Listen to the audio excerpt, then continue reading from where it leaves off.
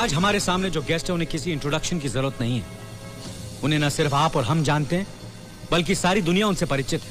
Sir, हर बार चुनाव में आने वाले मुख्यमंत्री हमारी समस्याओं को हल करेंगे यह सोचकर जनता अपना वोट डालती है, लेकिन हर बार उसे निराशा होती है, उसके साथ धोखा होता है। आपके राज में भी ऐसे ही हो रहा है, क्यों सर? लगता है तुम अपने स्टूडियो से बाहर ही नहीं निकलते हो। आज महाराष्ट्र के हर घर में कलर टीवी और हर गांव में डिश एंटेना है। कोने कोने में एसटीडी और आईएसटी के बूथ लगे हुए हैं। इंटरनेट है। हर आदमी के पास अपनी अपनी गाड़ी है। आज हर आदमी पाँव में जूता पहनता है, हाथ में घड़ी लगाता है, एसएल वर्ल्ड जाता है, मैकडोनल्ड में खाना खाता है। लोगों का स्टैंडर्ड ऑफ लिविंग इतना ऊंचा हो गया है और मैं दावे से कह सकता हूं कि पिछले 15 सालों में एक भी आदमी भूखमरी से नहीं मरा। कोई किसान मैकडोनल्ड का बर्गर तो क्या 2 वक्त की रोटी नहीं खा पाता। कोई मजदूर कार में नहीं घूमता बल्कि कड़ी धूप में पत्थरों पर अपनी एड़ियां रगड़ता है। अमीर और अमीर होता जा रहा है और गरीब सड़क पर आ गया है। दुनिया का सबसे बड़ा स्लम हमारे शहर में है सर। लोग आज भी ट्रेनों और बसों में जानवरों की तरह धक्के खाते हैं। राशन की दुकानों पर घंटों लाइन में खड़े रहते हैं। बच्चे अभी भी सिग्नल पर भीख मांगते हैं। उंगली उठाने वाले उंगली उठाते ही रहेंगे। तुम्हें मालूम है, मेरे सीएम बनने के बाद स्टेट में पढ़े लिखों की संख्या 64.8% हो गई है। केरला और मिजोरम में 90% है। इंडस्ट्री के मामले में महाराष्ट्र नंबर 1 है। क्राइम में भी नंबर 1 है। अब सिर्फ 35.8% लोग गरीबी की रेखा के नीचे हैं। पंजाब में 11.7% उसके नीचे है। और आज भी यहाँ गांव में एक आम आदमी की एवरेज इनकम सिर्फ 3 रुपया प्रतिदिन है। मिस्टर, पहले अपने आंकड़े साफ करो और फिर बात करो।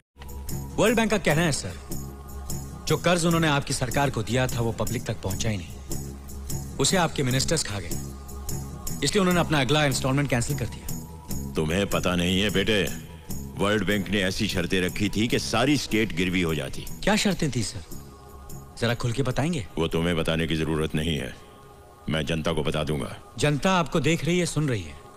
यहाँ बताइए, वर्ल्ड बैंक ने इंस्टॉलमेंट कैंसिल क्यों की? वो ऐसे नहीं बता सकता। पूरा पुलिंदा है 1000 पन्नों का।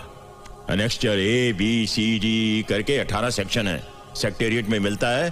15 रुपए खर्च करके ले आओ और सबको सुनाओ। अगला सवाल। सर, पॉलिटिक्स में आने से पहले आपका फैमिली बैकग्राउंड क्या था? हमारा परिवार बहुत गरीब था। हम लोग खेती बाड़ी करते थे। अभी आपकी तनख्वाह कितनी है? क्या? सैलरी, तनख्वाह?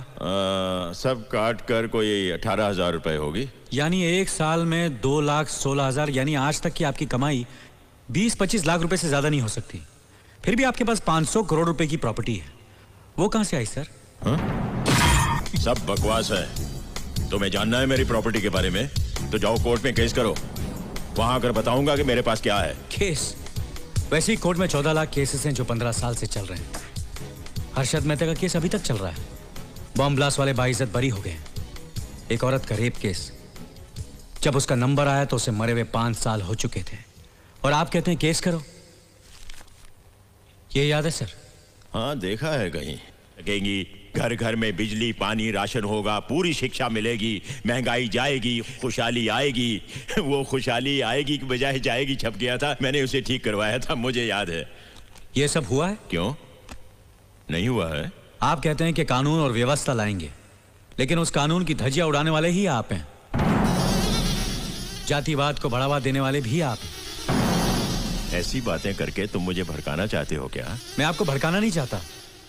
मैं सिर्फ चाहता हूं कि लोगों को पता चले कि सच्चाई क्या है। मुख्यमंत्री क्या होता है जानते हो? आज तक एक बार भी सीएम के ऑफिस में आए हो? वहां की चौखट पार की है तुमने? आकर देखो कि दिन में कितने लोग मिलने के लिए आते हैं, रोते हैं, सवाल पूछते हैं, धन्यवाद करते हैं, पैर छूते हैं, मालाएं पहनाते हैं, गालियां देते हैं। जानते हो कितना कुछ झेलता हूं मैं? जो सीएम की कुर्सी पर बैठता है ना, वही जानता है। जब कभी कोई दंगा फसाद या कुछ ऐसा होता है तो जज्बाती होकर जल्दबाजी में मैं एक तरफा फैसला नहीं कर, पहले फसाद की जड़ तक पहुंचता हूं और फिर से सुलझाता हूं। तुम्हारी तरह हवा में सवाल नहीं पूछता, और यही मैंने उस दिन किया। उस दिन आपने कुछ भी नहीं किया सर। जो समस्या आसानी से हल हो सकती थी उसे आपने अपने फायदे के लिए और बड़ा बनने दिया, और अब यहां बैठकर खुद को जस्टिफाई कर रहे हैं। आग में हाथ डालोगे जल जाओगे। तुम समझ नहीं रहे हो। डाल के देखो, फिर पता चलेगा। एक दिन, सिर्फ एक दिन के लिए सीएम बन के देखो, आटे दाल का भाव पता चल जाएगा। सर, ये मेरे सवाल का जवाब नहीं है। आप जो बोल रहे हो बहस के लिए, सुनने के लिए अच्छा है, लेकिन प्रैक्टिकल नहीं है। बिल्कुल प्रैक्टिकल है। संविधान में इसके लिए भी प्रोविजन है। एक छोटा सा ऑर्डिनेंस पास करना पड़ेगा बस। एक दिन 24 घंटे कुछ भी नहीं है। सर हम मजाक कर रहे हैं। अरे मजाक तो तुम समझ रहे हो। बस एक दिन मेरी कुर्सी पर बैठकर देखो कि कितने अंगारों पर बैठता हूं मैं, कितने कांटों का ताज है मेरे सर के ऊपर। तब पता चलेगा कि कितने लोग एजुकेट हुए और कितने लोगों की गरीबी कम हुई। तब तुम यहां बैठना और मैं तुमसे सवाल पूछूंगा इसी प्रोग्राम में। बोलो क्या बोलते हो? बोलो, बनोगे सीएम एक दिन के लिए? लाइव टेलीकास्ट हो रहा है बच्चे, सब लोग देख रहे हैं, जवाब दो या इंटरव्यू खत्म करें?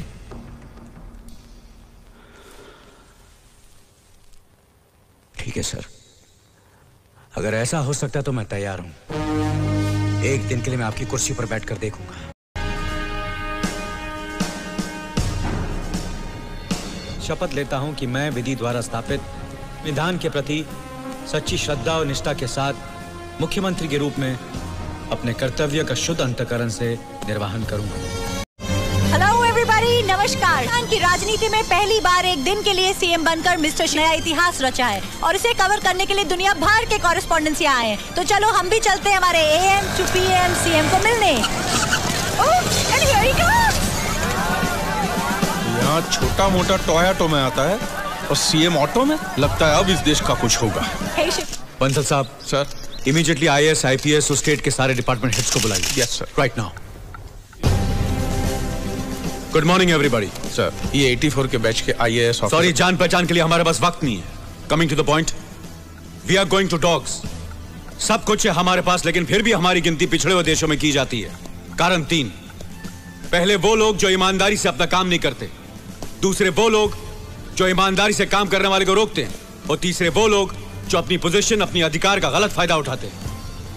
हर गैर कानूनी काम करने वाला कानून से बचने के लिए या तो चमचागिरी करता है, गुंडागर्दी करता है, रिश्वत देता है, या फिर अपनी नाजायज कमाई का थोड़ा सा हिस्सा देकर खुलेआम घूमता है। एक चपरासी से लेकर ऊपर तक आप सब लोग करप्ट हो चुके हैं।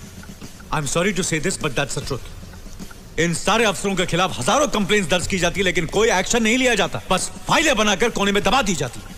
वो सारी फाइलें अगले 1 घंटे में, वो सारी फाइलें मुझे मेरे हाथ में चाहिए विद इन एन आवर। अगर किसी को पेट में दर्द हुआ, सर में दर्द हुआ और वो टाइम पर नहीं पहुंचा तो उसके नाम की फाइल मैं खोल दूंगा। एक्सक्यूज मी सर, इन सारी फाइल्स का हम करेंगे क्या? सबको सस्पेंड करेंगे।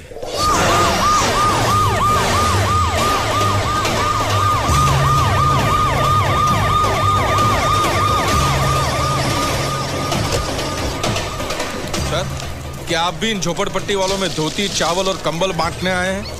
मेरे हिसाब से देश में झोपड़पट्टी ही नहीं होनी चाहिए। सरकार ने तुम लोगों को मकान बना कर दिया ना? हाँ साहब। तो फिर यहाँ क्यों रह रहे हो? कहाँ जाएंगे साहब, यहाँ नहीं रहेंगे तो। 2000 झोपड़े हैं, 20 मकान दिया है, अभी उसके अंदर कितना ठूसेगा साहब? इस स्लम बोर्ड का डायरेक्टर कौन है? यहीं पर था ना। या कहाँ चूहे की तरह छुप रहे हो सर? इन सबको कितने मकान अलॉट हुए?